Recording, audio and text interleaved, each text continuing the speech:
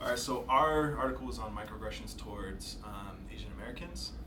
And so first we want to give a brief history about a more bigger scale of racism and oppression that Asian Americans experienced in the past.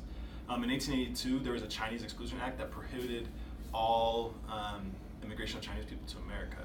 And that was only building upon a previous legislation that banned all Chinese women from immigrating to America. And this was the first legislation that banned people for ethnical or racial identity. That it was, it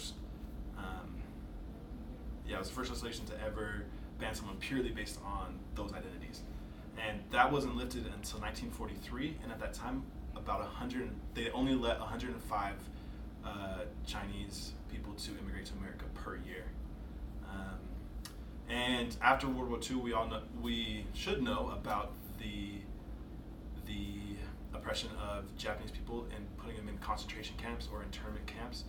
It's said that about 120,000 people were placed in these camps at this time, and 62% of those people were citizens of our country, so they had citizenship.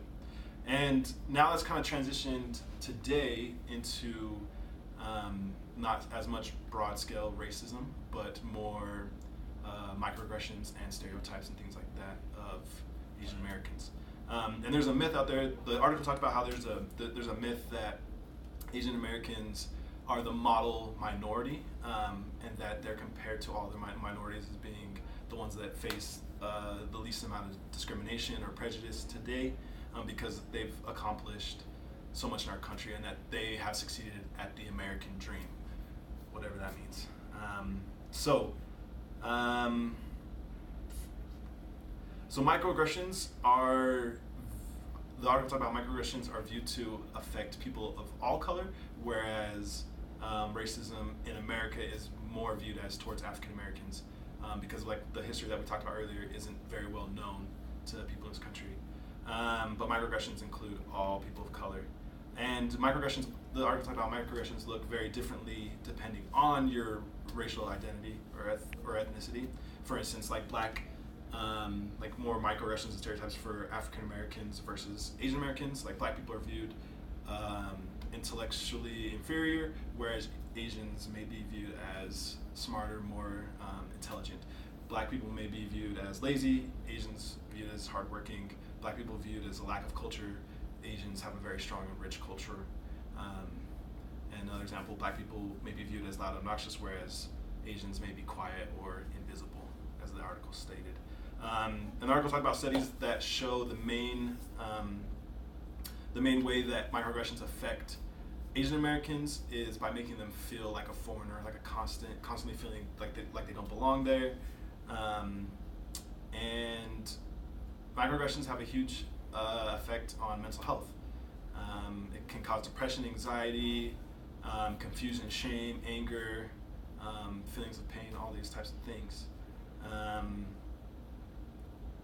And because many positive Asian stereotypes may be coupled with discrimination, this can cause a conflict in one's belief. Like they feel like the stereotypes are making them seem like they're doing everything right, but at the same time that they don't belong or they don't fit, and that can cause a huge identity crisis in knowing who you are or where you do belong.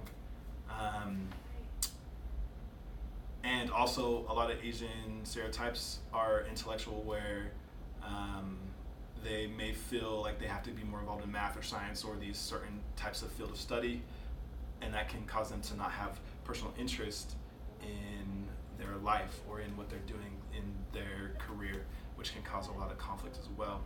And the article just talked about the way that we overcome these types of stereotypes and microaggressions is by just bringing awareness to it, making the stuff that is not seen, the stuff that we don't realize become seen, making the invisible visible, and doing our part to just inform and help people understand that these types of prejudices and discrimination is still happening.